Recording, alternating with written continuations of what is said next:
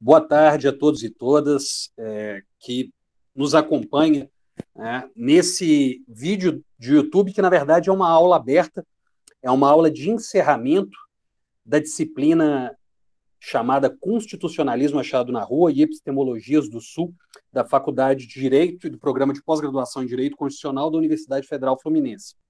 Hoje, a gente tem a satisfação de não só encerrar a nossa disciplina, mas receber um convidado externo que vai nos ajudar a realizar os debates que os alunos matriculados na disciplina já estão realizando ao longo desse semestre, um semestre atípico, mas que, em razão de ser remoto, ele oferece algumas possibilidades, é o que a gente está tentando fazer, aproveitar essas possibilidades. Gostaria de me apresentar, para quem não conhece, eu sou professor dessa disciplina, Gladstone Leonel da Silva Júnior, sou professor do Programa de Pós-Graduação em Direito Constitucional da UF, e hoje venho trazer, apresentar um pouquinho esse debate, apresentar um pouquinho como foi a nossa disciplina, e gostaria também de agradecer muito o convidado de hoje, que é o doutor Juliano Medeiros. Juliano, que é um grande, um querido amigo de, eu não diria longa data, mas média data, desde a época de Brasília. E o Juliano tem se tornado uma figura pública, é conhecido por muitos como presidente do PSOL, mas mais do que isso, e para além disso, o que o traz aqui, além da expertise que ele tem em política internacional, Juliano ele é doutor, para quem não sabe, em ciência política pela Universidade de Brasília e fez uma tese que trabalha a América Latina e as crises relacionadas ao ciclo progressista. Então, a gente tem muito a falar e abordar a partir também do que a conjuntura apresenta, sobretudo para nós no direito, que trabalhamos, inclusive, nessa disciplina, alguns processos recentes, frutos de processos constituintes anteriores, como o caso da Bolívia, e que estão por vir, como o caso do Chile.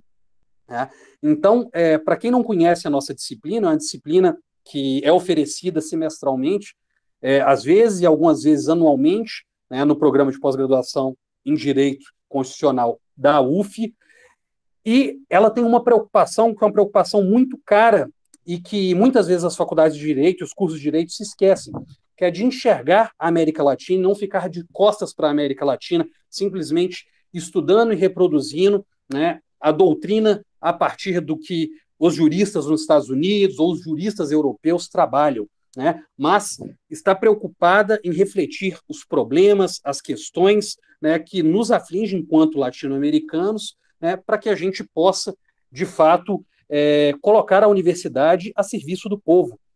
Um dos motivos e uma das funções da universidade pública é essa.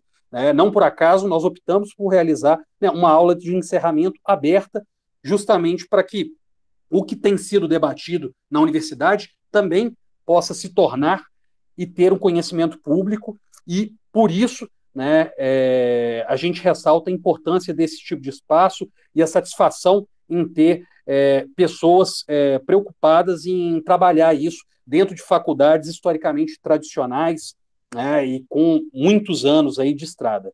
Então, antes de passar a palavra para o Luciano, queria agradecer os alunos que estão formando essa disciplina ao longo desse semestre, acompanharam a disciplina, são por conta de vocês, da formação de vocês, uma formação comprometida com o povo, com a realidade da América Latina, que a gente está antenado. Então, não por acaso nós discutimos ao longo do nosso curso temas relacionados à descolonialidade, política da libertação, formação do povo na América Latina, discutimos a crítica a ser realizada ao direito e a forma que ela é realizada, a crítica constitucional, o constitucionalismo latino-americano, o constitucionalismo achado na rua, a partir também do direito achado na rua, a crítica a isso, a todos esses pontos, que também é uma forma de se pensar e se refletir a partir do direito. Então, é um pouco o enredo que circunda o nosso debate. Queria agradecer também a Isabela, que é a mestranda também no programa, não está na disciplina, mas está nos ajudando na parte técnica, e já passo imediatamente aí para a exposição do querido Juliano Medeiros. Você tem a palavra, Juliano.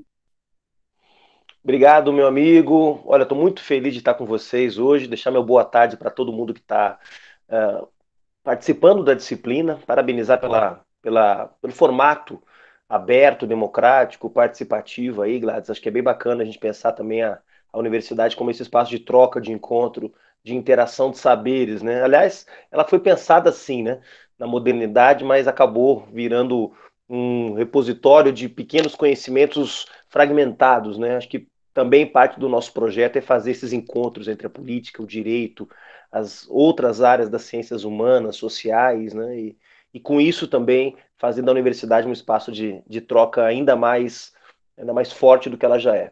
E também deixar um abraço para todo mundo que vai assistir essa live no futuro, porque ela vai ficar disponível no YouTube, né? Então, muita gente vai poder ter acesso um pouco ao nosso papo aqui. Acho que vai ser um papo bem legal. Eu estou bem entusiasmado de poder falar um pouco da pesquisa que eu fiz, que de alguma forma ela é uma pesquisa bastante típica de ciência política, ela usa uma série de recursos da ciência política, mas é uma tese que busca entender as transformações que estão em curso na América Latina, né, na política, no ambiente político e particularmente na esquerda latino-americana. Então, eu não sei se o Glad já disponibilizou para vocês aí, mas está já disponível lá no repositório da UNB, eu posso depois passar o link para vocês, se tiverem curiosidade, acessarem. E ano que vem vai sair o livro pela Autonomia Literária.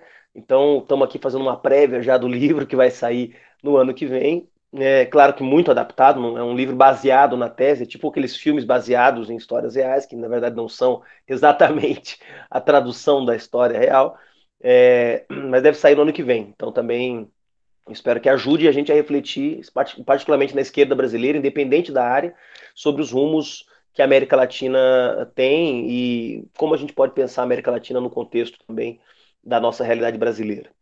Então, pessoal, essa pesquisa, bom, o título da minha tese é A Nova Esquerda Latino-Americana, Movimentos Sociais, Institucionalização e Crise do Progressismo. Como vocês podem ver, é um pouco megalomaníaca a minha pesquisa, porque eu tentei, a partir de uma série de conexões de fenômenos que estão em curso, explicar por que uma série de novos atores sociais que entraram em cena nos últimos anos, movimentos sociais, ou que entraram em cena ou que ganharam força nos últimos anos, por que eles se identificam tão pouco, ou cada vez menos em alguns casos, com os partidos de esquerda tradicionais.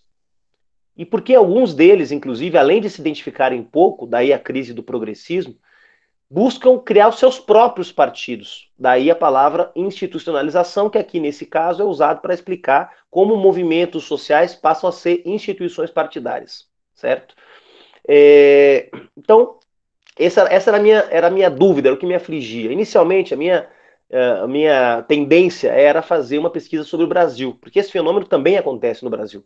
Por que uma série de movimentos sociais que estão ganhando força nos últimos anos tem cada vez menos identidade com o PT, o PDT, o PCdoB, os partidos mais tradicionais, né, da esquerda? Tradicionais no sentido de que são mais antigos, né? O PT tem 40 anos, o PDT também, o PCdoB, se você contar toda a tradição do PCB e do PCdoB remonta a quase um século, né? Então nós estamos falando de partidos que representam correntes políticas muito tradicionais. O PDT, o trabalhismo, o PSB, uma genuína social-democracia, não essa social-democracia do PSDB, que na verdade de social-democracia não tem mais nada. O PT, uma corrente própria do socialismo democrático dos anos 80, né, que depois virou petismo, que depois virou lulismo, né, e o PCdoB, a tradição dos partidos comunistas. Então, por que esses novos atores no Brasil? E eu ia pesquisar, fazer uma comparação de movimentos, ia pegar o movimento Passe Livre, ia pegar o MST, enfim. Mas era uma pesquisa cujo resultado já estava dado a priori. Ele era pouco desafiador desse ponto de vista, a pesquisa, porque, obviamente, qualquer um que vai pesquisar esses movimentos sociais vai perceber que uma série de movimentos tem menos identidade com o PT do que outros. Isso tem a ver com o contexto histórico, com as relações que os movimentos criam com cada partido, com, digamos, o nível de abertura que cada movimento tem para o sistema político e partidário, uma série de fatores que eu depois vou descrever para vocês aqui. Mas era uma pesquisa cujo resultado estava meio que dado na saída, e isso não me entusiasmava. Então, na minha banca de qualificação, que foi composta por vários professores que eu admiro muito, que eu gosto, o professor André Singer, que vocês já devem ter ouvido falar, é um professor aqui da Universidade de São Paulo, eu fiz meu doutorado na UNB. O André Singer sugeriu, ele que é um grande pesquisador do lulismo como um fenômeno político contemporâneo, que vem para, de alguma forma, ressignificar a referência que os setores populares têm no Partido dos Trabalhadores, portanto, não a partir de uma referência propriamente partidária, mas de uma referência constituída em cima de uma liderança, que é o Lula. Então, o André Singer, que é uma grande referência na ciência política para entender a esquerda no Brasil nos últimos anos, ele sugeriu fazer um estudo comparado. Por que, ao invés de fazer uma comparação entre casos brasileiros, cujo resultado já é meio óbvio, por que você não faz um estudo sobre a América Latina? E vai vendo quais são as diferenças que essa nova esquerda tem, porque, de alguma forma, há uma série de condições que, reunidas ou não, podem explicar por que alguns movimentos sociais optam por criar seus próprios partidos, os novos movimentos. Então, ao invés de comparar a nova esquerda, entre aspas, com a esquerda mais tradicional, que era o que eu faria inicialmente, eu passei a comparar a nova esquerda consigo mesma. E como que movimentos sociais que se desenvolveram em diferentes países interagiam com o contexto do seu sistema político, com o contexto da existência ou não de governos progressistas, como interagia com o próprio sistema eleitoral e as possibilidades que esse sistema oferecia para que esses movimentos pudessem se institucionalizar, o grau de confiança que eles tinham na democracia representativa dos seus países. Ou seja, eu fui reunir uma série de variáveis para entender por que alguns movimentos sociais que surgiram nos últimos anos, ou que ganharam força, viraram partidos políticos e outros não. Por que alguns movimentos toparam legitimar o sistema partidário, integrando esse sistema na forma de organizações partidárias, né? E fazendo isso, de alguma forma, estão também se afastando do que foi nos últimos, pelo menos 20 anos, a corrente mais forte na América Latina, que é o que nós podemos chamar vulgarmente de progressismo, ou seja, uma corrente reformista, né, que buscou, dentro dos limites do capitalismo na América Latina, reformar esse capitalismo, torná-lo um pouco mais justo, menos desigual, menos violento. Tá? Então, esse é o desenho geral da pesquisa, né? E quais os aspectos, deixa eu pegar aqui meu roteirinho, que eu fiz aqui no computador, quais os aspectos que eu achava fundamentais, quer dizer, qual é a moldura, o contexto histórico em que nós estamos e que pode, de alguma forma, ajudar a entender e fundamentar esses pressupostos que eu trago aqui, que é, por exemplo, o pressuposto de que existe uma nova esquerda surgindo, de que existe uma crise do progressismo. Então, a primeira parte da minha tese, ela basicamente busca justificar esses pressupostos, né? Primeiro elemento fundamental que eu quero trazer para vocês, eu não me preparei tão bem aqui para mostrar alguns livros que eu usei. Normalmente eu deixo perto, assim. Eu apresentei essa tese numa aula, num curso que eu dei esse ano lá na Fundação Escola de Sociologia e Política aqui de São Paulo, a FESP, um curso sobre democracia e sistemas eleitorais. Acabei falando um pouco da tese, eu deixo os livros meio perto para ir mostrando também como referência para que a galera depois possa ir buscar, procurar. Muitos deles estão na internet, estão disponíveis. Mas eu parto do pressuposto de que a gente vive, desde 2008, com a grande crise, com a grande crise do capitalismo, mas que na verdade expressa uma nova etapa do aprofundamento de uma crise estrutural que vem desde os anos 70, como que essa crise que se aprofundou de forma muito violenta a partir de 2008, vocês lembram da crise? Alguns de vocês talvez fossem mais jovenzinhos, eu não sei qual é a média de idade da turma aí, Gladys. Talvez em 2008 eu tô falando como se fosse ontem pra gente, e para alguns aí a galera podia ser, não sei, né, pré-adolescente ainda, criança, né? Mas, seja como for, a crise de 2008, vocês certamente já leram muito e sentem ainda hoje as consequências dessa crise. Ela começou como uma crise do mercado imobiliário dos Estados Unidos, depois se transformou numa crise bancária na Europa e se traduziu, na sua última etapa mais violenta, numa crise das dívidas dos países da Europa. Por que isso virou uma crise global, afetou a América Latina? Porque naquilo que o Immanuel Wallerstein chama de sistema mundo, quer dizer, o fluxo de capitais da periferia do sistema para o centro do sistema, ou para a subperiferia, como o Wallerstein chama o Brasil, ela é muito, muito intensa e está muito determinada por relações e fluxos de capital que comprometem o conjunto das economias nacionais. Então, o nosso agronegócio depende, por exemplo, da capacidade do Estado de assumir dívidas em países que são compradores, por exemplo, de bens primários aqui no Brasil, para dar um exemplo fundamental. Tá? Então, a crise de 2008, ela demonstra uma nova etapa dessa crise estrutural, uma crise que vem dos anos 70, quando os níveis de acumulação do sistema do capital, os níveis de acumulação capitalistas foram se desacelerando e entrando numa crise da qual ele jamais se recuperou. Tá? Tem a ver aí com um período que remonta à crise do petróleo de 73, como um marco mais simbólico, assim, que além de cientista político, eu sou historiador, tá, pessoal? Então eu gosto bastante de organizar as coisas aí em marcos temporais, acho que ajuda a gente a entender um pouco mais, tá? Então, a crise estrutural que começa nos anos 70, ela tem como primeira estratégia de superação nos anos 80 e 90 o neoliberalismo. O neoliberalismo é uma estratégia para tentar superar essa crise estrutural e retomar os padrões de acumulação que o capitalismo viveu nos anos 50 e 60, né, as décadas de ouro do capitalismo. O neoliberalismo não consegue entregar isso. Né? E ao não conseguir entregar isso, ele vai criando uma série de estratégias que comprometem a própria reprodução do sistema do capital, que em 2008 entra numa grande crise. Qual é a resposta que o mundo da política, ou melhor dizendo, que a representação política das classes sociais, ou seja, os sistemas políticos, deram a essa crise? Em geral, a resposta foi salvar bancos grandes demais para quebrar. O Obama é autor, ou pelo menos reproduziu essa frase, né? Grande demais para quebrar.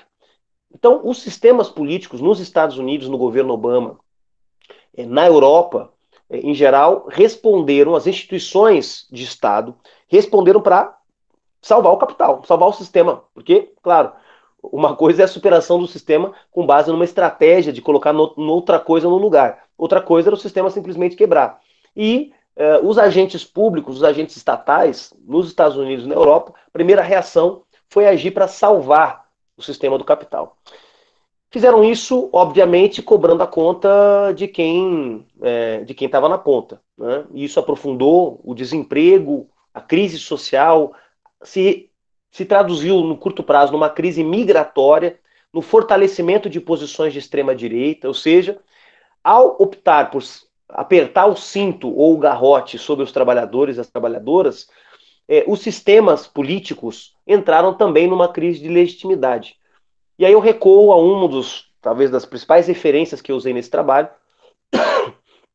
desculpem, que é o pequeno livrinho de 80 e poucas páginas do nosso querido Manuel Castells, que hoje é ministro da Educação na Espanha, né, e que se chama Ruptura, a crise da democracia liberal. Por que eu chamo a atenção para esse livro? Não porque ele seja o mais completo ou que aprofunda melhor a crise da democracia liberal, mas é o que melhor sintetiza em poucas páginas como a crise de reprodução do capital que se revelou em 2008 está relacionada à crise do sistema de representação político que se tornou hegemônico nos países capitalistas, que é a democracia liberal.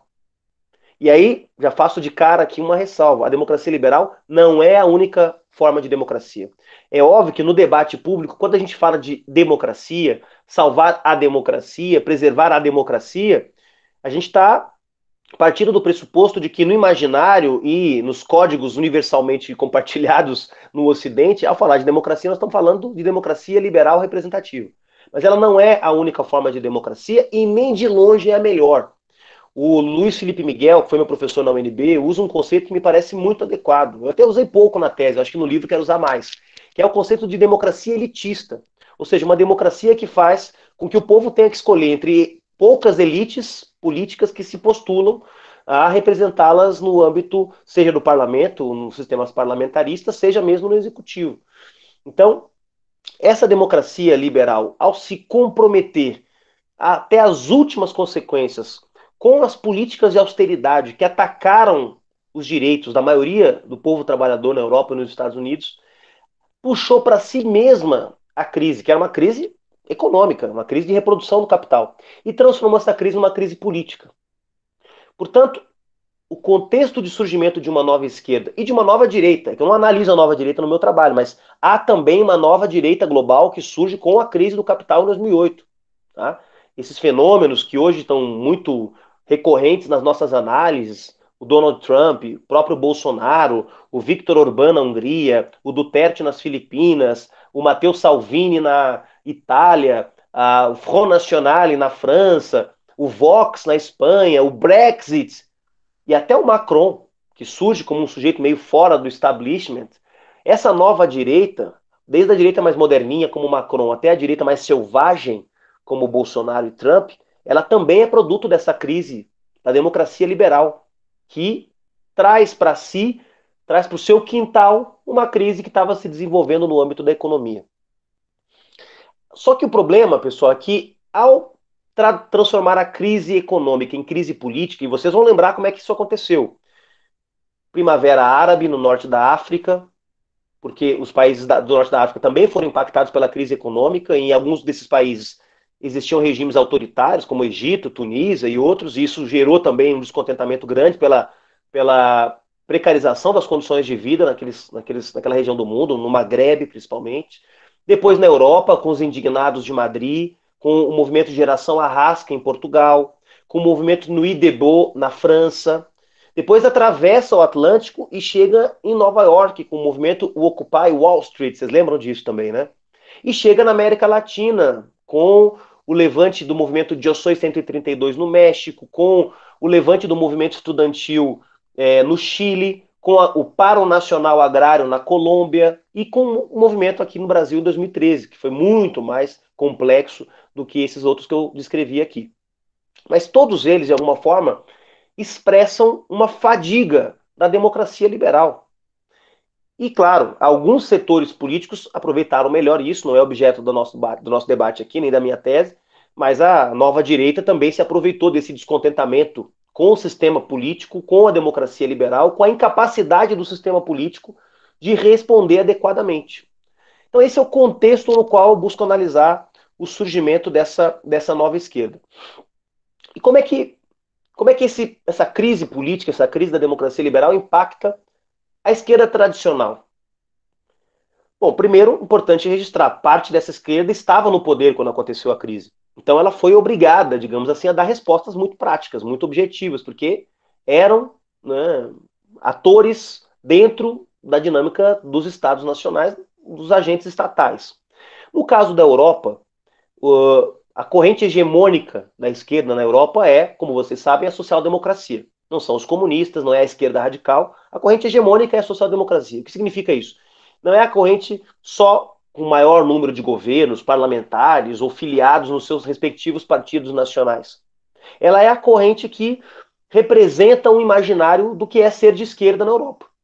Ela tem essa hegemonia, que é a combinação, como diria o Gramsci, de liderança e capacidade de imposição da força. A imposição da força é representada pelos resultados eleitorais. Ela é muito maior, muito mais forte eleitoralmente. Mas a liderança tem a ver com a capacidade de responder objetivamente aos problemas da vida cotidiana. Então a social-democracia, que era e ainda é a corrente hegemônica, mas hoje já é uma corrente em crise, ela estava nos governos. Ela era parte do pacto que sustentava a democracia liberal na Europa. E quando chega a crise política, quando chega a crise econômica depois da crise política, a social-democracia, nos governos em que ela estava, ela implementou as políticas de ajuste fiscal.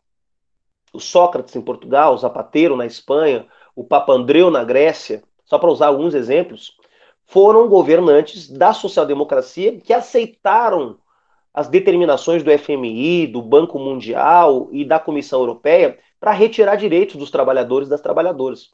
E isso aprofundou ainda mais a crise de representação. Porque se aqueles partidos que antes eram associados aos direitos dos trabalhadores contra os partidos que eram associados aos direitos do mercado, aos valores da família e da tradição, aplicam eles mesmos a política de austeridade, de retirada de direitos, quem poderá nos defender? É isso que ficou um vazio. E esse vazio, como eu já disse, foi ocupado pela nova direita, nesse caso extrema direita, e por uma esquerda radical que começou a crescer na Europa e a ter bons resultados eleitorais, inclusive. Em 2012, no auge dessa crise, o movimento dos indignados da Grécia, né, eles pegam um pequeno partido, pequeno mesmo, menor que o PSOL, talvez hoje, sei lá, seria uma UP, um PCB, e esse partido que tinha tido 1% nas eleições parlamentares, em 2012 tem 27%. Ele sempre, por quê? Porque esse partido, diferente dos tradicionais, ele vocalizou, verbalizou esse enorme descontentamento com o sistema político. E, obviamente, se dispôs a enfrentar as políticas de austeridade que estavam sendo impostas pelo FMI, pela Troika.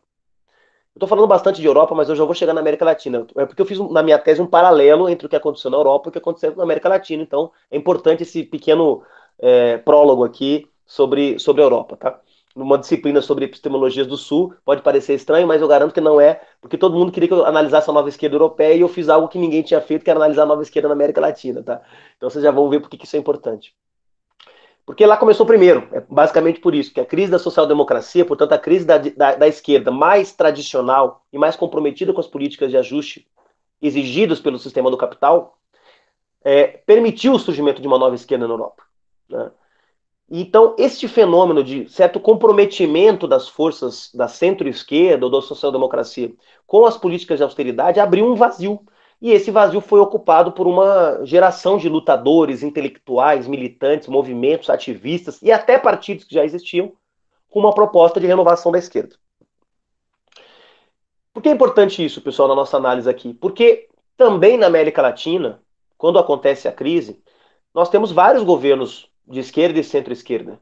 Nós temos governos, só que aqui, diferente da Europa, onde a maior parte dos regimes, pelo menos nos países mais importantes, são parlamentaristas, aqui nós temos o presidencialismo. Isso, claro, impacta muito a formação dos governos e de maiorias para poder levar os projetos adiante. Mas nós temos aqui partidos muito tradicionais, também na Argentina, no Brasil, no Chile, na Venezuela, nem tanto, porque na Venezuela o chavismo cria seus próprios instrumentos partidários, assim como a Bolívia, que o Gladys estudou super bem também, é um especialista no tema. Mas nos países, digamos que com tradição democrática um pouco mais semelhante, Brasil, Argentina, Uruguai, Chile, mesmo Peru, mais recentemente, partidos que tiveram pelo menos nos últimos 30 anos, ou haviam tido nos últimos 30 anos, uma certa estabilidade democrática, isso se deu também pela consolidação de certos partidos de esquerda ou centro-esquerda que foram muito importantes nesse processo de estabilização. Tá? O Partido Socialista no Chile, o PT aqui no Brasil, o kirchnerismo na Argentina, a Frente Ampla no Uruguai, né? E em outros países também. Então, não são partidos exatamente social-democratas como os partidos europeus, mas são partidos que, vindo de uma outra tradição política, que é uma tradição do socialismo democrático, ao chegar ao governo, também tiveram que modular as suas posições, as suas propostas para poder ter governos de composição, né, e ter maioria para governar. Sem nenhum juízo de valor moral aqui nessa análise, tá, pessoal? É uma análise da realidade. Quer dizer, quando, por exemplo, no caso do Brasil, né, o PT acaba mantendo intactos as bases da gestão macroeconômica que foram herdadas do Fernando Henrique Cardoso, câmbio flutuante, metas de inflação, superávit primário, isso de alguma forma é uma assimilação de parte digamos, da tecnologia constituída pelo neoliberalismo para a gestão da política macroeconômica, tá? E sem nenhum juízo de valor moral. Talvez fosse a única forma de governar o Brasil, talvez não. Essa não é tema para a nossa discussão aqui. Mas esses partidos que no Brasil são, digamos, a expressão da esquerda de governo, da esquerda no poder, estavam governando vários países quando chegou a crise. Na maior parte dos casos, se buscou uma mediação, ou seja, garantir que a crise impactasse o mínimo possível as classes populares, né? Mas também não romper os pactos de governabilidade que foram estabelecidos com as classes dominantes. Né? E aqui no Brasil, vocês sabem, tinha agronegócio, tinha o setor produtivo, tinha um peso grande na conformação da governabilidade petista, por exemplo. Né? Sempre, todos os ministros da agricultura sempre foram indicados pelo agronegócio, ministros da indústria e comércio indicados pelo setor produtivo, pelo grande capital produtivo, ou seja, era uma aliança capital-trabalho, para usar novamente aqui, recorrer novamente aqui ao André Singer, né? Para a implementação de uma agenda reformista, de reformas dentro do capitalismo, não de afronta ao capitalismo, né? Ou o que o André Singer chama de reformismo fraco, ou seja, um reformismo possível dentro do contexto que estava colocado. Né? É possível, né, para alguns, podia ir mais longe para outros. Então, essa crise que atinge a esquerda do governo na Europa também atinge a esquerda aqui, de forma muito diferente em cada país, mas também mostra as fragilidades dos sistemas políticos na América Latina. Cada um com as suas fragilidades. No caso do México, por exemplo, que foi um dos países que eu estudei, o sistema político ele é frágil pela sua impermeabilidade. Né? Portanto, ele não permite que os conflitos que estão na sociedade se expressem adequadamente no âmbito partidário. São poucos partidos, o sistema partidário é muito fechado, é muito difícil. No caso do Chile, tem a ver com outro fenômeno, que era uma espécie de bipartidarismo que existia no Chile até alguns anos atrás. No caso do Brasil, esses conflitos surgem exatamente pelo contrário, né, pela dificuldade de compor governo e pela necessidade de compor alianças, nem sempre ou quase nunca programáticas, né, o que faz também com que se permita a possibilidade de um questionamento do sistema político e dos mecanismos de governabilidade. Então, com isso eu quero dizer o quê? O progressismo na América Latina cumpre um papel análogo ao que a social-democracia europeia cumpriu, não hoje, mas cumpriu num período histórico que se consolidou como corrente hegemônica. Então a corrente hegemônica na América Latina não são os comunistas, não são os socialistas revolucionários, não é a nova esquerda, não é esse grande movimento das últimas décadas que se convencionou chamar de progressismo. Ou seja, uma agenda de reformas do capitalismo dentro das possibilidades que a América Latina permite. Acontece que, com a crise do capital e a ampliação das demandas do capital por reformas que retirem direitos das maiorias sociais, esses governos, eles titubearam. No caso do Brasil, medidas que foram tomadas pelo próprio governo da Dilma apontam isso claramente, há uma série de estudos sobre isso, né? Retomo aqui o André Singer, que eu acho que é quem melhor descreveu, né, as concessões que foram feitas e como isso foi comprometendo a base social, a base de apoio do projeto petista ao fazer concessões que eram exigidas pelo mercado. O mesmo aconteceu na Argentina, o mesmo aconteceu no Chile e em outros países, né?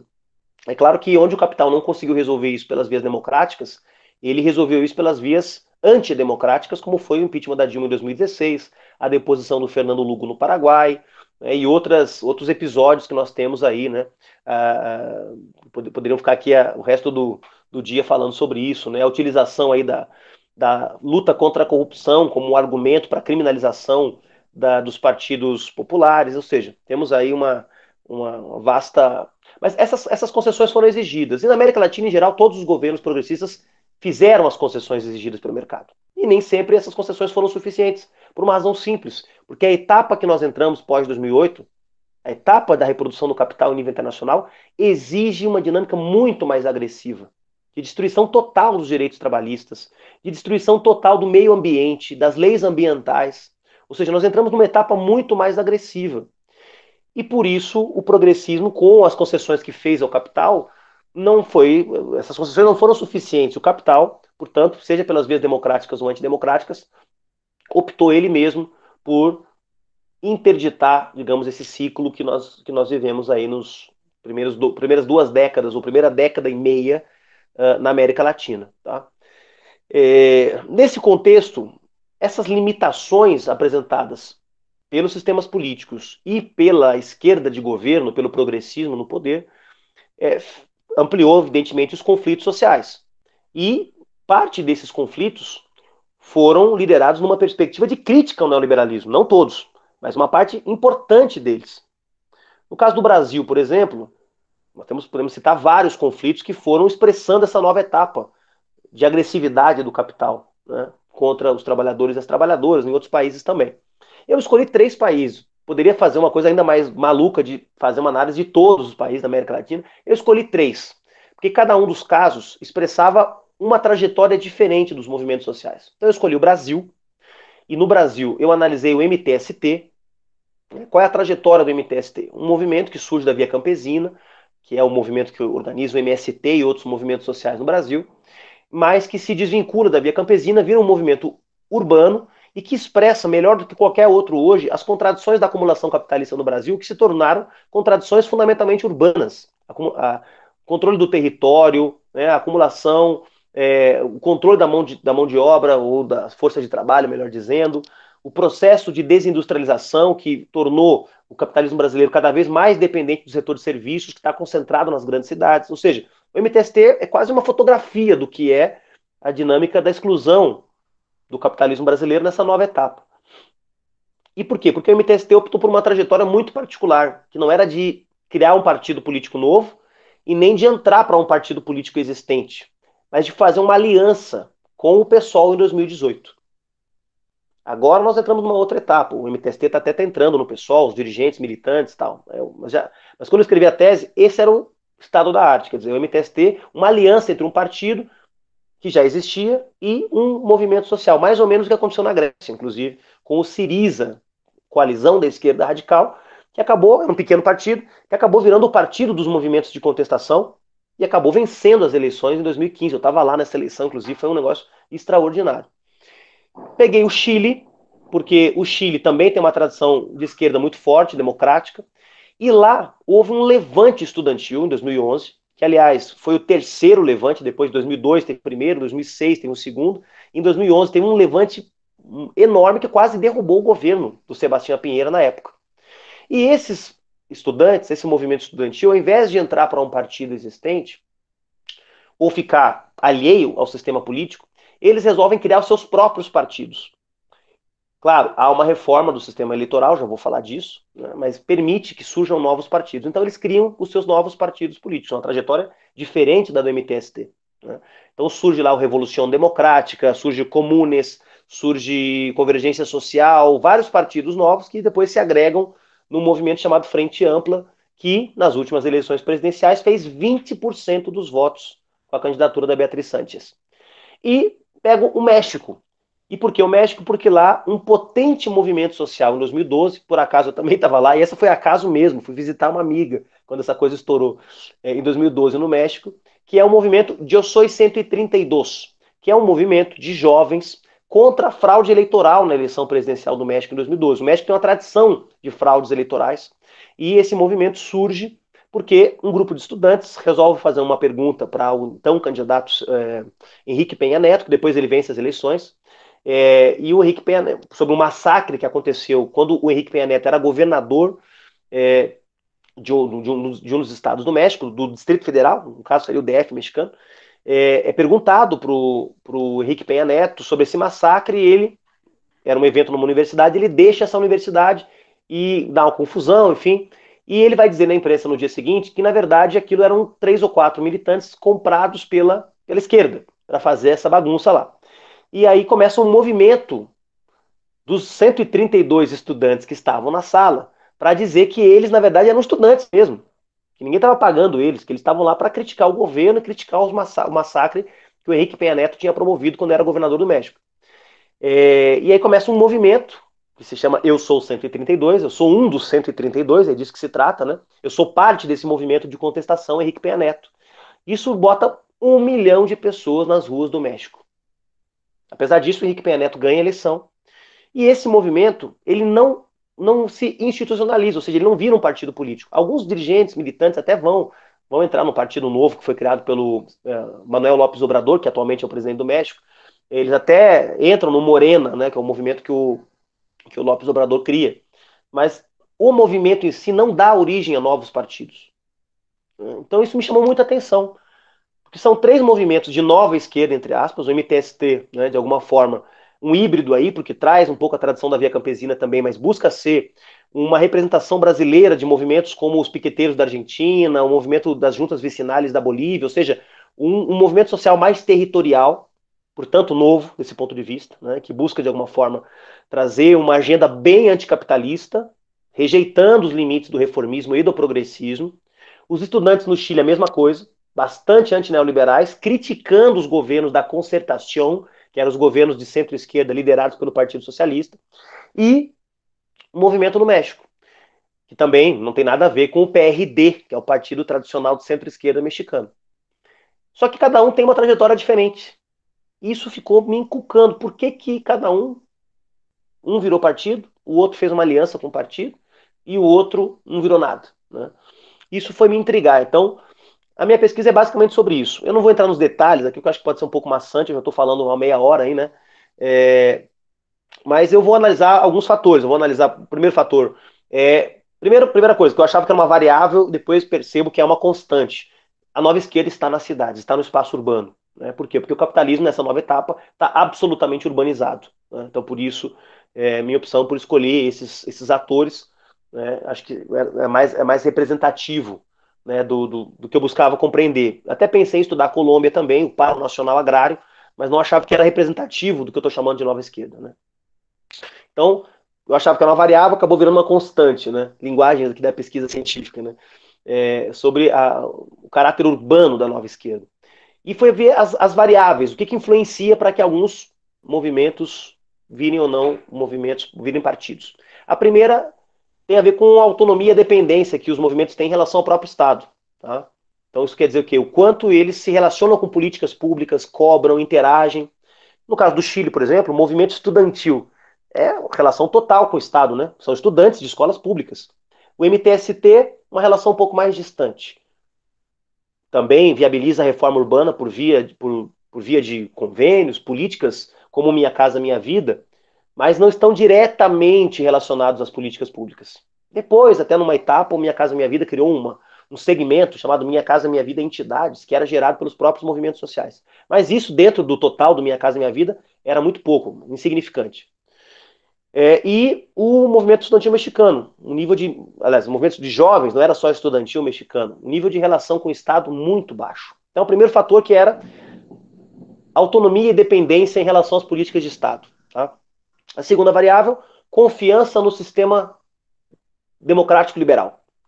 E para isso eu usei o Latinobarômetro, que é uma pesquisa feita nos vários países da América Latina, que perguntam questões como se você confia nas instituições, se você prefere uma ditadura ou uma democracia. É um questionário, não, que é feito a cada 2 anos e que traz muitos dados importantes sobre a percepção das diferentes sociedades sobre a democracia. Então chama Latinobarômetro, está disponível na internet, vocês podem olhar depois. Então, confiança no sistema democrático foi a segunda variável. A terceira, experiência progressista no poder, ou seja, minha tese, uma das minhas teses, dos meus pressupostos, enfim, das hipóteses, melhor dizendo, era de que naqueles países que tiveram uma experiência progressista mais longa, isso geraria uma certa fadiga e, portanto, estimularia um surgimento de movimentos menos vinculados à tradição dos partidos de esquerda mais antigos. Tá? Então, essa é a segunda variável. Experiência progressista no poder. 4. Acessibilidade dos sistemas partidários. Ou seja, será que sistemas partidários que facilitam o surgimento de partidos influenciam ou não na decisão de um movimento virar um partido? E a quinta e última, coesão interna. Como que o nível de unidade de um movimento influencia na hora de decidir se vira ou não vira partido. Então eu analisei essas variáveis, não vou entrar em detalhes aqui de como é que elas foram operacionalizadas, nem nada, isso é uma chatice, mas vou direto às conclusões, tá? Praticamente todas as variáveis se mostraram relevantes para gerar ou não institucionalização de movimentos sociais. O mais óbvio, claro, a coesão interna, primeiro. Então, movimentos mais coesos geraram partidos. O movimento estudantil chileno era bastante coeso, porque dentro do movimento estudantil chileno haviam coletivos que já atuavam como partidos estudantis. O MTST também, um nível de coesão grande. Então, portanto, nesses dois casos, nós temos uma maior aproximação com sistemas partidários. No caso mexicano, baixíssima coesão interna, muita horizontalidade, e, portanto, não temos lá o processo de institucionalização. Deixa eu pegar aqui, uma por uma, aqui, rapidinho. O tema dos sistemas partidários também, obviamente, quer dizer, o sistema partidário chileno sofreu uma reforma, então ele permitiu uma reforma bastante profunda, que permitiu o surgimento de novos partidos. Dos 18 partidos que existem no Chile, pessoal, 12 foram criados depois dessa reforma. Então foi uma reforma muito profunda e permitiu, portanto, né, o surgimento de novos partidos políticos. No caso do México, que é o sistema mais difícil de criar partido, é muito difícil criar um partido no México, e você só pode criar a cada 6 anos. A cada 6 anos abre uma janelinha para criar um partido no México. É muito difícil, não teve processos de institucionalização. O Brasil é um meio termo, tá? Eu analisei, para vocês saberem, o prazo para a criação dos partidos, o número de assinaturas que são necessárias. Eu estudei a legislação eleitoral de cada país para entender e criar uma escala de acessibilidade. Então, essas coisas eu não estou tirando da minha cabeça, tá? A gente aplicou uma série de técnicas aí, tecnologias para... Então, eu criei uma escala de acessibilidade para identificar quais sistemas eram mais acessíveis, quais não eram, tá? É uma coisa que também é bem inovadora aí. E no caso brasileiro, ele é bem mais acessível que o mexicano e bem menos que o chileno. Tá? Por isso o MTST fica nesse meio termo. Confiança no sistema democrático. No Chile, são os índices mais altos da América Latina. Então isso explica também por que era meio óbvio a entrada desses atores no sistema partidário. No Brasil, já bem mais baixo. E no México, os piores indicadores de confiança na democracia. Portanto, também, do ponto de vista, digamos, de uma consciência coletiva, quase de uma ideologia, o sistema partidário mexicano, o sistema político mexicano, ele não era visto como confiável, até pelo histórico de fraudes. E isso também não incentivava os atores a se institucionalizarem. Autonomia e dependência, eu já falei. E, por fim, o tema da experiência progressista no poder. Se mostrou relevante, mas menos relevante, tá? O Chile tem uma longa tradição progressista no poder, a concertação governou o país por 20 anos, portanto havia sim uma fadiga. No caso do Brasil foram 13 anos de governos progressistas, havia uma fadiga menor, e no caso do México não havia experiência de governos progressistas, quando surgiu o movimento de Eu Soy 132, então, portanto, isso também, de alguma forma, impactou, mas aparentemente menos. E como é que eu pude aferir isso? Com entrevistas. Eu entrevistei vários dirigentes desses movimentos no México, no Chile e no Brasil. Então, portanto, além de uma análise quantitativa em vários aspectos, é também uma análise qualitativa, ou seja, a percepção dos próprios atores sobre o processo de institucionalização. Para terminar, nós temos no caso do Chile, portanto, o arquétipo perfeito da nova esquerda, ou seja, vem do movimento social, rejeitam os partidos tradicionais, tem um nível de coesão interna grande, criam novos partidos. E esses novos partidos se referenciam numa crítica profunda à democracia liberal, à democracia representativa, à defesa de uma democracia real, para usar o conceito que os indignados de Madrid usavam, e numa agenda antineoliberal. Nem toda a nova esquerda é anticapitalista, tá, pessoal? Mas ela é muito antineoliberal. No Brasil, nós temos um meio termo, né, que eu chamo de uma sinfonia inacabada, ou seja, uma história que ainda está rolando entre MTST e PSOL. O MTST já tem hoje, em comparação com quando eu terminei a minha tese no começo do ano, um nível de integração maior com o PSOL, mas ainda é um processo que está em curso, né, e isso vai transformando o próprio PSOL e vai transformando o próprio MTST. O PSOL tem muito de nova esquerda, mas também tem muito da esquerda tradicional. Nós somos uma dissidência do PT, então, obviamente, nós trazemos também parte dessa tradição conosco. E no caso do México, como que o conjunto das variáveis contribuiu para que esse movimento, que foi tão potente em 2012, acabasse não dando origem a um partido político, né? E como que esses elementos são importantes. Então, tudo isso para dizer, pessoal, por fim, nas conclusões, de que, de alguma forma, os pressupostos de que crise econômica e crise política caminham juntas, de que quanto mais comprometido com a manutenção desse sistema uma força de esquerda tradicional estiver, mais questionada ela será, isso se mostrou realmente válido na minha pesquisa. Tá? E demonstrou também, claro, eu não fiz uma análise com Bolívia, Venezuela e outros países, mas me parece muito evidente, eu acho que isso vocês devem ter estudado, como que nesses países onde o reformismo foi mais fraco, como o Brasil, Argentina, Uruguai e Chile, em comparação com o reformismo quase de refundação dos estados nacionais, como Bolívia, Equador e Venezuela, como que Bolívia, Equador e Venezuela puderam suportar melhor o impacto dessa demanda por preservação de conquistas. Né? É um tema que eu jogo aqui para a gente debater, porque certamente vocês estudaram isso, porque vocês têm um professor que é um especialista de vocês no tema, para a gente poder refletir um pouco. Não é um objeto da minha tese, mas é digamos, uma convicção. Não tenho provas, mas é uma convicção com a qual eu saí desse trabalho, tá? Onde o reformismo foi fraco, ele se mostrou mais vulnerável às digamos, reivindicações do sistema do capital por ajustes. E, portanto, deu origem a uma esquerda mais crítica e menos vinculada à esquerda tradicional. Enquanto que nos países onde as respostas foram mais contundentes e mais duras, nós tivemos outros caminhos e não há nova esquerda, pelo menos com essas características, por exemplo, na Venezuela, no Equador ou na Bolívia, com a força que tem em outros países. Bom, obrigado, falei demais da conta, como diria o meu amigo mineiro Gladstone, mas ansioso aí pelas críticas e questões que vocês possam ter. Maravilha, Juliano. Eu acho que assim, colocou inúmeros elementos aí de reflexão. Isso, é uma tese, né, minha gente? Então, uma tese é uma pesquisa de fôlego, desenvolvida no doutorado, então ela traz um rol de elementos aí que são fundamentais de serem debatidos, sobretudo quando a gente consegue associar esses elementos, né, para uma realidade política que a gente vive, né? Então, nós não estamos falando uma discussão de uma teoria abstrata que a gente vai tentar encaixar ou não a realidade. A gente está falando da realidade influenciando uma forma de ver, uma forma de compor, né, a própria leitura de determinadas categorias. E aí eu acho que o Juliano ele chama a atenção de alguns pontos que são centrais, trazendo para a nossa disciplina, Juliana, que a gente, inclusive, já trabalhou aqui para entender um pouco melhor as características dos povos que a gente estava querendo trabalhar, como se dariam essas mudanças, e eu acho que você faz uma transição muito boa quando traz essa análise de Europa e depois a abordagem que é feita a partir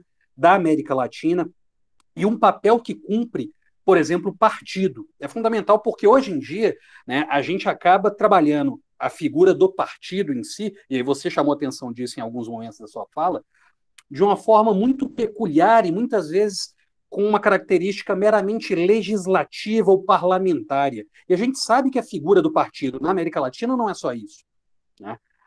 O partido ele vai ter algumas funções que são centrais para mudanças de projetos políticos, né, dentro da realidade dos estados, seja no que diz respeito à organização das pessoas, como você traz a questão da coesão interna e a importância disso em processos de mudança, a formação das pessoas e a formação de um projeto, e o partido contribui também com as lutas políticas. Então, esse tripé é um tripé fundamental para determinadas estruturas que muitas vezes sequer vão ser chamadas de partido, como a Frente Sandinista de Libertação Nacional, como o Movimento 26 de Julho em Cuba, e alguns outros, né, mas que vão funcionar e vão ter essa estrutura, né? Então é interessante esses elementos quando a gente pensa processos de mudança. E trabalhando e chamando a atenção dessas questões também, desses pontos que você ressalta, quando a gente traz, né, a análise do direito, no nosso caso, da nossa disciplina, né, eu costumo, Juliano, trabalhar, né, e trabalhei isso na tese, alguns blocos, né, para fazer a abordagem de América Latina, que partiriam de três perspectivas, vamos dizer, três prateleiras, que eu acho que dialoga muito com parte da sua exposição. A primeira prateleira seria uma prateleira, né, dos blocos de países neoliberais, ou que essa política já estava entranhada, né, ao longo do início do século XXI, se a gente pode dizer assim, e aí pegando um caso, sobretudo, de Colômbia, dentre alguns outros, né, que puxaram a fileira.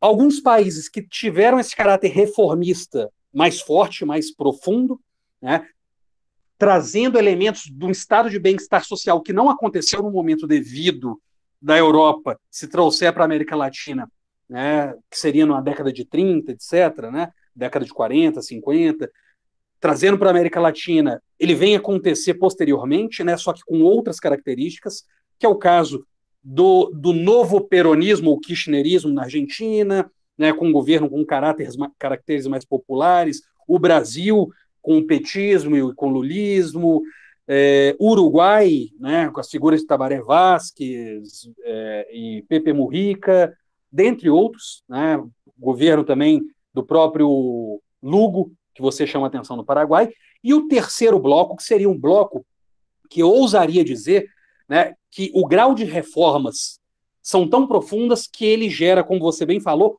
uma refundação, uma possibilidade de transformação, que para alguns vai ser o início de um processo revolucionário, um processo de ruptura. E aí é curioso, para nós no direito, Juliano, trazer esses processos como processos revolucionários ou de ruptura, a depender de como a gente vai usar essa análise de revolução, né, se for a partir do que a Vânia Bambirra trabalhar, esse processo revolucionário não simplesmente com a tomada de poder, mas um processo de fato, né, que se estende ao longo dos anos. Se a gente observar isso, é curioso a gente notar que esses processos eles passaram por processos ao longo das lutas políticas constituintes, ou seja, que modificaram a Constituição. E por que eu estou falando isso? Porque isso é um paradoxo no direito. Porque o direito, tal qual o Estado e a Constituição, ele ontologicamente é pensado, né, com uma estrutura liberal, com uma estrutura de manter as coisas como estão. Então, quando você faz o pacto social da Constituição, você está mantendo o pacto a partir do que a correlação de força ali estabeleceu. Então, ele, vamos dizer, ele interromperia um processo revolucionário. Só que, por outro lado, ele seria uma forma também de agregar e de encapsular aquele avanço da luta política em determinado momento histórico, a ponto de garantir que em momentos de refluxo dessa luta, como é o que nós vivemos nos dias de hoje, ele tenha força suficiente, né, não só para se espairar na sociedade civil, mas para resistir. E me parece muito que a gente vê nesses processos da Venezuela, nesses processos da Bolívia e do próprio Equador, por mais que o falso Lenin tenha prevalecido ali a partir das eleições, né, o Lenin Moreno.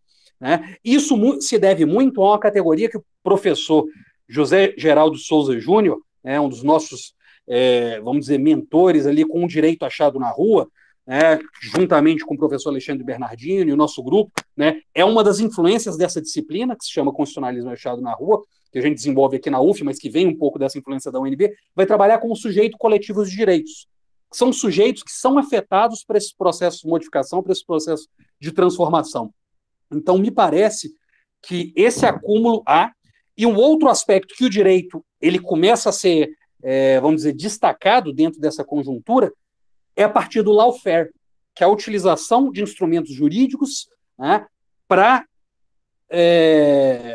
mudanças políticas e para influenciar o sistema político. Isso fica muito claro, né, aqui no Brasil, a gente não precisa nem ressaltar, ao salientar e ao lembrar a própria Lava Jato, né, mas mais do que isso, me parece que o lawfare ele acaba sendo também, né, um instrumento não só de golpes de Estado, mas instrumento para fixar e para fazer prevalecer políticas imperialistas. E aqui trabalhando o imperialismo a partir da academia, e não simplesmente como um chavão, mas o imperialismo a partir da possibilidade de transferência internacional de valor, né, dos países do capitalismo periférico para os países de economia central, que é algo que nós trabalhamos e que o lawfare e as lava-jatos da vida, eles começam a trabalhar um pouco nesse sentido, me parece.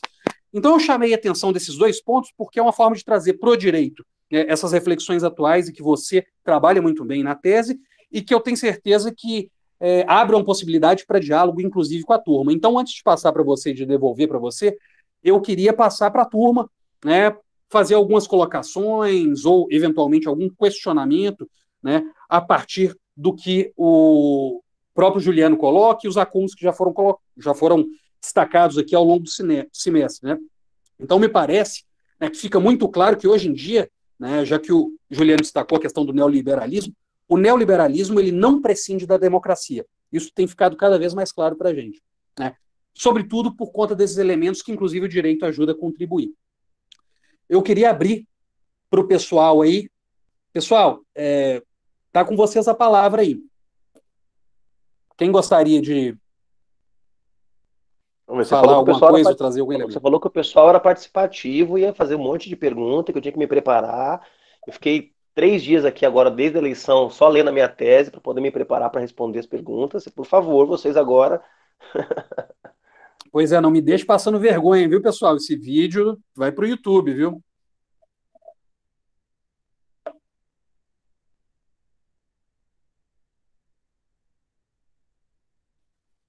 Confesso que eu esqueci essa parte que vai para o YouTube, viu? Falei umas coisas que depois talvez possam friccionar um pouco as relações da esquerda brasileira, mas tudo bem.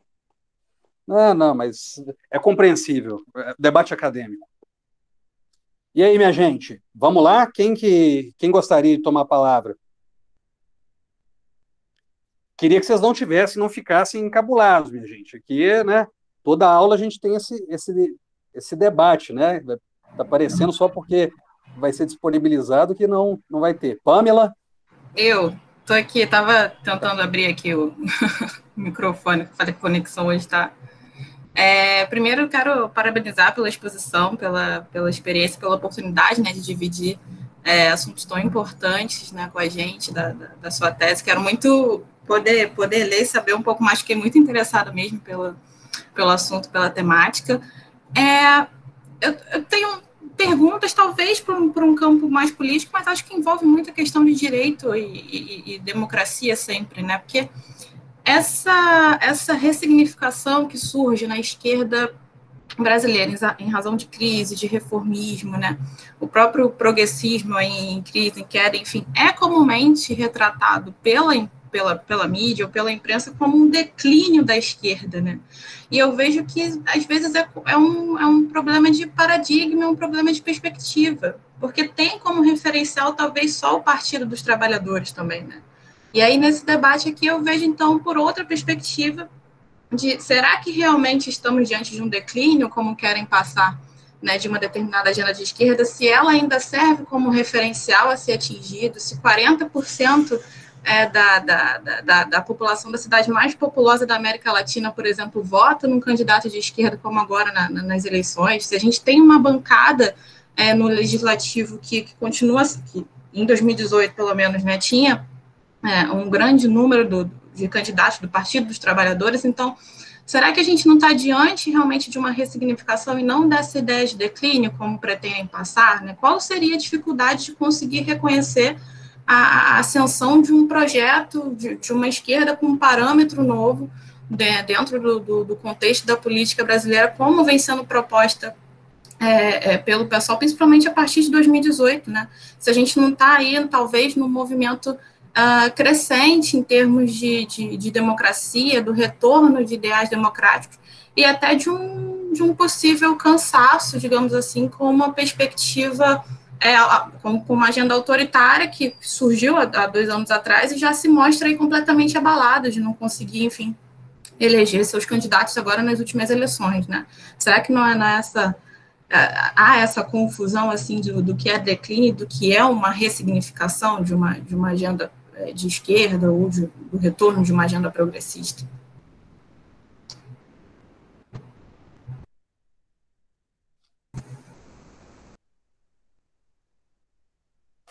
Vamos lá, gente, está aberto. O que mais, pessoal? O que mais? Que mais?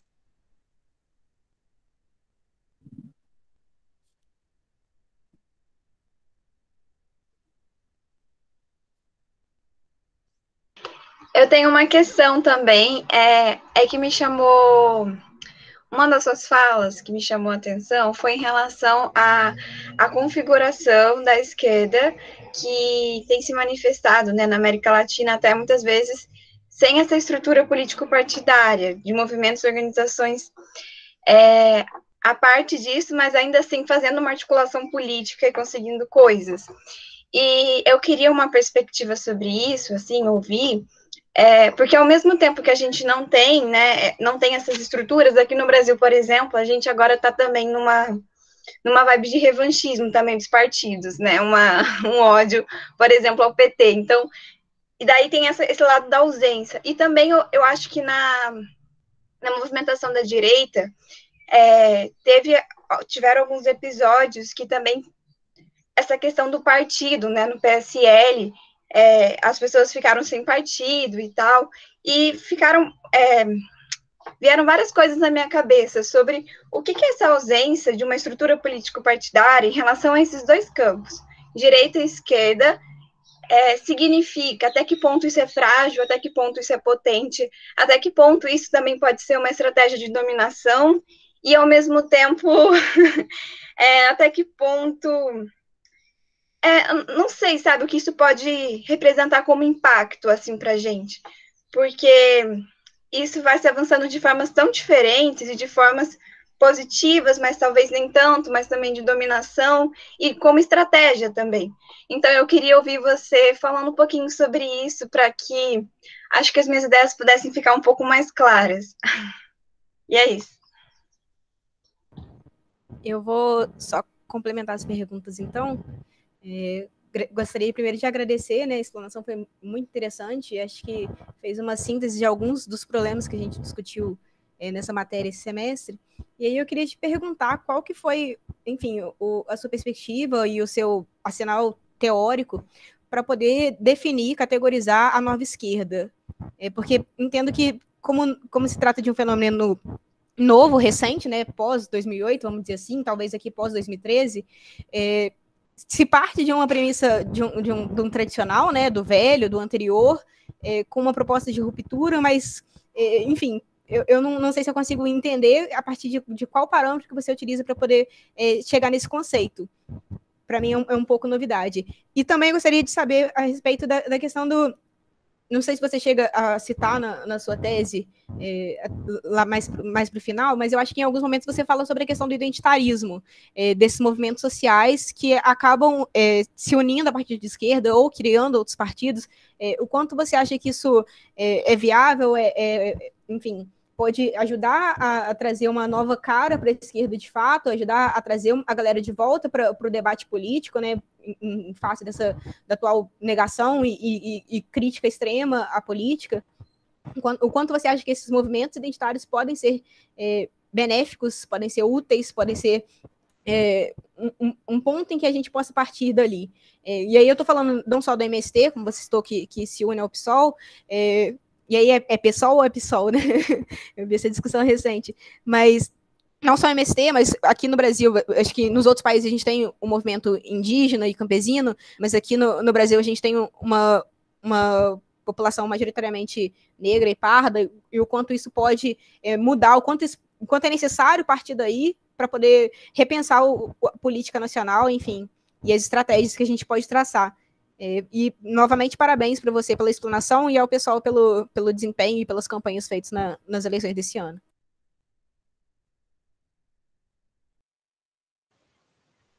E aí, pessoal, mais alguém quer falar ou passo a palavra para o Juliano? Já, pode falar. Mais uma vez, como os demais colegas, parabenizar o professor Juliano pela apresentação, agradecer ao professor Gladstone.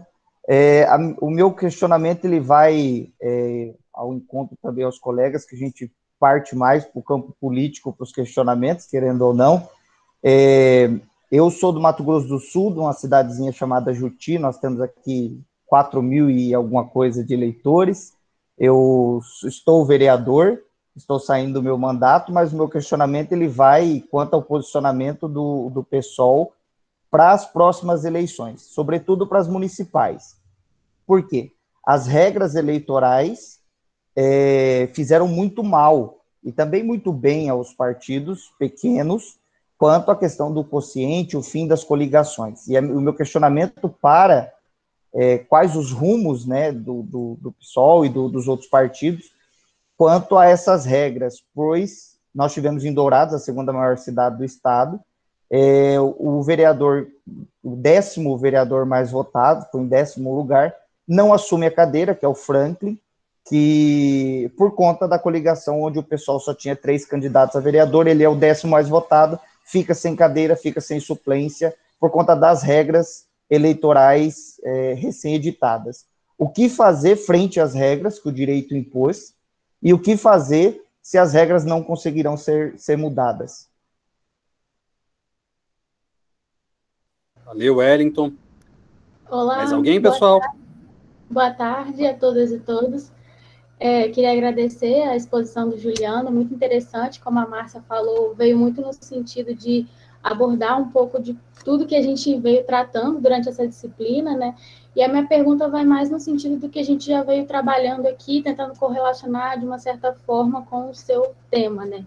Você coloca que onde o reformismo ele foi mais fraco, essa nova esquerda emerge, né? E aí a gente vê o processo constituinte do Chile, né, muito nesse sentido de se elaborar uma constituição anti-neoliberal e tudo mais, e como o Gládio destacou também, né, Bolívia, Venezuela, Equador, que trazem essa refundação do Estado, né, que trazem esse Estado plurinacional, essa ideia da interculturalidade, e vem muito nessa crítica, né, ao neoliberalismo. Esses processos eles passam por modificações de Constituição. E até resgatando um pouco do debate que a gente fez na última aula, eu queria saber a sua opinião sobre esse processo de uma Constituinte no Brasil, considerando o atual momento em que a gente vive.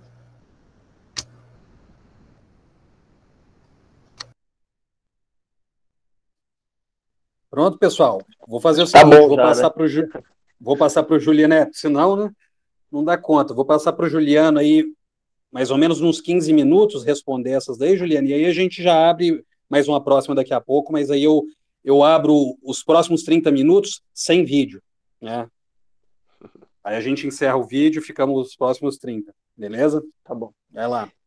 Vamos lá, cara. Eu vou de trás para frente, tá? Eu não sei se eu anotei o nome de todo mundo, e aqui no meu telefone eu não tô conseguindo ver os nomes de todos e todas, tá? Mas vou começar aqui pela última questão. Um grande pensador importante para o direito, que é o Nikos Poulantzas, que diz que as constituições, elas são expressão da condensação material da relação de forças. O que significa isso? As classes sociais em conflito o tempo todo, em algum momento elas estabelecem um certo equilíbrio, seja pela extraordinária força de uma sobre outra, seja, enfim. E a Constituição, ela é uma fotografia, ela é a condensação, ela é a consolidação de uma determinada relação de forças. Por que a nossa Constituição 88 ela tem vários aspectos democráticos e progressistas? Porque nos anos 80 foram os anos de grandes mobilizações populares e sociais. Foi o surgimento do PT, da CUT, do MST, o movimento dos artistas estava com tudo, ou seja, a intelectualidade crítica no país. Então a nossa Constituição ela é bastante democrática e bastante progressista se comparado com outras que tem por aí, tá? Tem limitações também. Mas por quê? Porque ela expressa defende o livre mercado, portanto, uma economia de caráter capitalista, mas com forte controle do Estado sobre setores estratégicos da economia. Depois o neoliberalismo foi desmontando isso. E expansão gradual e contínua dos direitos sociais para a diminuição das desigualdades. Esses são os 3 pressupostos da nossa Constituição. Então, se a gente fizer uma Constituinte hoje, que correlação de forças ela vai expressar? Né? Na prática, os nossos adversários do povo já estão fazendo uma Constituição nova sem Constituinte, tá? Ao cortar vários aspectos aí importantes da Constituição de 88, como os direitos trabalhistas, ambientais. Mas não acho que seja hoje possível falar de uma Constituição que expresse uma correlação de forças favorável aos interesses populares nesse momento. Então, eu não sou nem contra nem a favor a princípio, eu só acho que precisamos fazer uma correlação de forças que permitam uma Constituição que expresse um país ainda mais democrático, ainda mais menos desigual do que 88 expressa. Então, se for para fazer uma Constituição, para fazer uma Constituição pior, melhor não fazer, né? Deixa essa que está aí, a gente vai defendendo essa, até que a gente tenha força para fazer uma mais democrática e mais transformadora ainda. As constituições na Bolívia, no Equador e na Venezuela, como vocês sabem, o Gladys certamente já tratou disso com vocês, expressa exatamente essa nova correlação de forças que foi estabelecida, né? Por isso teve força social e política para ter novas constituições. Acho que a Isabela, né, que fez uma pergunta bem ampla, né, sobre vários aspectos que envolvem o sistema partidário brasileiro, né? Acho que é Isabela o nome dela, não tenho certeza. Bom, veja só, o bolsonarismo, do meu ponto de vista, é produto dessa crise de representação, dessa crise da democracia liberal. O grande derrotado de 2018 não foi o PT, foi a centro-direita, que habitava o condomínio do poder no Brasil desde o fim da ditadura militar. E que pela primeira vez ficou fora. Isso quem fez não foi a esquerda, foi o Bolsonaro. Agora ele colocou para dentro de novo, tá? Colocou todo o centrão para governar junto com ele. Mas por que isso foi tão fora, foi um ponto tão fora da curva? Porque o Bolsonaro assumiu na sua campanha um caráter crítico ao sistema. Apesar dele ser subproduto, o chorume do sistema. Mas ao assumir um discurso anti-sistema, anti-establishment, ele acabou angariando parte da simpatia de uma enorme quantidade de brasileiros que estava cansado com o sistema político como ele é. Estava cansado com tomar lá da cá, estava cansado com a corrupção, estava cansado de um monte de coisa. Da ineficiência dos serviços públicos, do subfinanciamento da saúde e da educação. Bolsonaro não apresentou nenhuma saída para isso, pessoal. Mas na forma, muito mais do que no conteúdo, ele tentou manifestar algum tipo de desconforto. E captou esse desconforto. Então, o Bolsonaro é a expressão do ódio ao sistema. Rage against the machine. Tá? O ódio contra a máquina. As pessoas estão muito putas, porque desculpa, não posso falar muito putas porque é uma aula, mas estão muito indignadas com a sua situação de vida. Quer dizer, se degradou as condições de vida no Brasil profundamente nos últimos anos. A gente sabe que isso não é culpa da Dilma. Embora a Dilma tenha tido opções incorretas, no meu ponto de vista. Mas é culpa de uma série de condições e fatores muito mais complexos determinados pelas classes dominantes, que são aquelas que detêm os mecanismos de reprodução do capital. Mas quem não sabe disso, bota a culpa nos governantes. Então o Bolsonaro captou isso, tá? Então, portanto, não é um ódio só contra a esquerda. Em 2018 era um ódio geral contra os políticos. Imaginem que o candidato do PSDB fez 5% dos votos. Alguém já imaginou que isso aconteceu em 2018? O segundo maior partido do Brasil, depois do PT, fez 5%. A Marina Silva fez 1% na última eleição. Todo mundo que estava no centro foi vitimado. E o PT só não foi vitimado porque a perseguição judicial contra o Lula jogou o PT para a esquerda. E tirou o PT da centro-esquerda, que é o seu lugar. Digamos, onde ele está mais confortável com as suas ideias e valores. Mas a perseguição contra o Lula jogou o PT mais para a esquerda. E por isso o PT sobreviveu. Se o PT defendesse em 2018 o que defendeu em 2010, o PT teria sido liquidado. E o pessoal teria elegido 30 deputados ao invés de 10. Então, havia um grande ódio contra a esquerda, contra a política no Brasil. E todos aqueles que estavam mais identificados com o sistema foram vitimados. Agora, claro, também há um ódio contra a esquerda. Há um ódio específico contra a esquerda que nos impediu de ganhar muitas eleições esse ano. Não sei se eu respondi a Isabela, mas eu inscrevo o bolsonarismo como parte dessa crise sistêmica, que é a combinação de crise econômica e crise da democracia liberal. Ele é produto disso. Tá? A nossa sorte, ele é um produto que já venceu a validade, as pessoas já perceberam que ele não é antissistema coisa nenhuma, quase que eu falo porra nenhuma, que ele não é antissistema coisa nenhuma, tá? Então, portanto, isso muito rapidamente vai ser resolvido em 2022. Sobre o declínio da esquerda que a Pamela levantou, vou responder com base na minha tese, tá? Na esquerda, há uma hegemonia. Essa hegemonia é exercida pelo petismo, como corrente política, pelo PT como partido e como petismo e o lulismo como correntes políticas, tá? Essa hegemonia, ela está em crise, porque ela é questionada por outros atores. Assim como a hegemonia do Partido Socialista Português é questionada pelo Partido Comunista, pelo Bloco de Esquerda. É normal que isso aconteça, tá? Então essa hegemonia hoje está em contestação. Está em contestação porque está em crise. Está em crise porque perdeu a capacidade de representar, neste momento, a totalidade ou a amplíssima maioria dos eleitores e pessoas que se consideram progressistas no Brasil. Mas ainda é a força hegemônica. Então, há dentro da esquerda uma crise de hegemonia do Partido dos Trabalhadores. Mas não dá para falar em declínio de esquerda sob hipótese nenhuma, porque as nossas ideias continuam muito fortes na sociedade. Nós fizemos 47 milhões de votos no segundo turno, contra 57. Não foi 57 a 10, foi 57 a 47 o segundo turno de 2018. Então, as nossas ideias, eu vou dizer para vocês, depois da pandemia, as nossas ideias e valores saíram mais fortes. Porque a ideia de um Estado fraco, que não financia adequadamente os serviços públicos, um Estado para poucos, perdeu força na sociedade. Ou seja, voltaremos maiores e mais fortes. Fiz um pouco de propaganda agora também.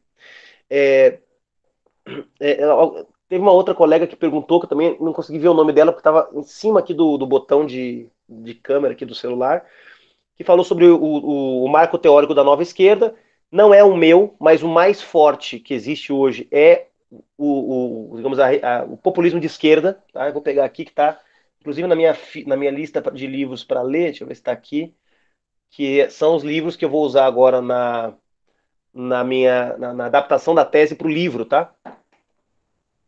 Dá para ver aí? Chantal Mouffe, Ernesto Laclau, ok? Populismo de esquerda. Uhum. Essa é a principal referência daqueles que hoje estão falando de nova esquerda, embora não usem esse conceito. Não é o meu, não é a minha referência teórica. Eu estou analisando aqui teorias de movimentos sociais, portanto estou usando uma série de autores da área da ciência política que estudam movimentos sociais. A Celi Pinto, que é professora na Universidade Federal do Rio Grande do Sul, o próprio André Singer e outros, tá? Mas dentro desse debate sobre crise da democracia, sem dúvida nenhuma, o principal deles, além do Luiz Felipe Miguel, que é professor da UNB, o Manuel Castells, sobre as tendências da nova esquerda hoje no mundo, Chantal Mouffe. Então são algumas das correntes mais fortes aí. Não, como eu disse, não é minha de preferência. Como dirigente político, não me considero um dirigente do populismo de esquerda, mas acho que é uma tendência muito forte que influencia muito o que eu estou chamando de nova esquerda, ok? Mas realmente, esse conceito de nova esquerda não é muito utilizado. Eu optei por usar porque acho que é útil e é esteticamente agradável. Tá?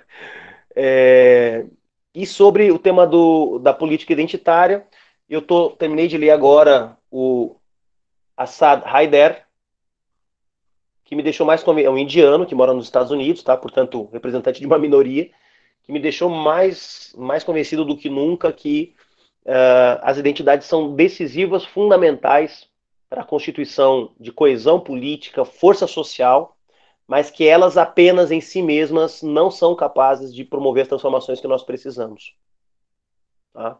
Que além das questões de identidade, elas devem ser pensadas e entendidas nos marcos, como diz o Silvio Almeida, das estruturas, ou seja, o racismo, os marcos não de uma opressão individual sofrida pelos indivíduos, que é moralmente condenável, mas como expressão de uma dinâmica de opressão que o próprio sistema do capital impõe à sociedade como um todo e aos negros em particular. Isso vale para as mulheres, LGBTs, etc, etc. Ou seja, a política identitária, como chama o Assad Haider, em si mesma, ela pode ser incorporada até por setores liberais, que digam que, bom, nós podemos ter um capitalismo menos racista, menos machista, e vamos melhorando a sociedade como ela é.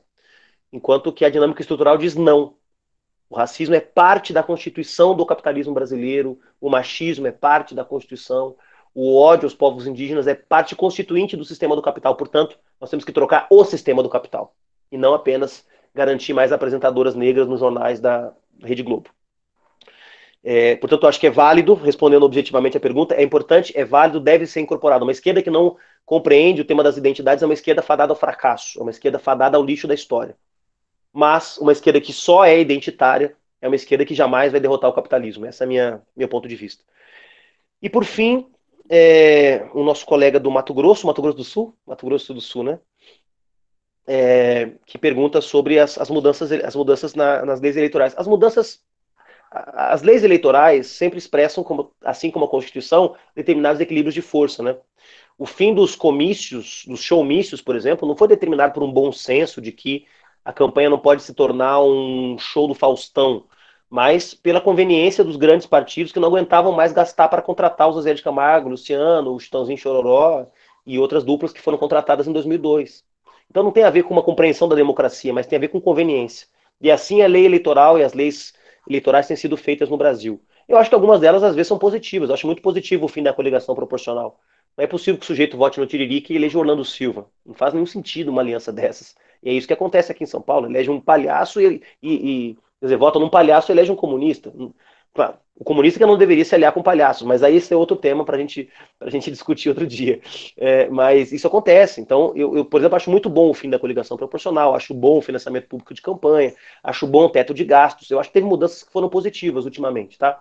Mas vamos compreender que as leis eleitorais também expressam a relação de forças que nós temos no Congresso Nacional, que é, já há bastante tempo, ou desde sempre, expressão da representação política das classes dominantes através dos partidos da ordem, dos partidos burgueses. Acho que respondi tudo, né? Maravilha, Juliano. Acho que foi. Tocou vários temas aí. Antes de passar a palavra, né, para a turma, eu queria publicamente aqui, né, agradecer ao Juliano, já que eu vou pedir para a Isabela encerrar a gravação, até para a gente subir o vídeo, e falar que a Universidade Pública continua de porta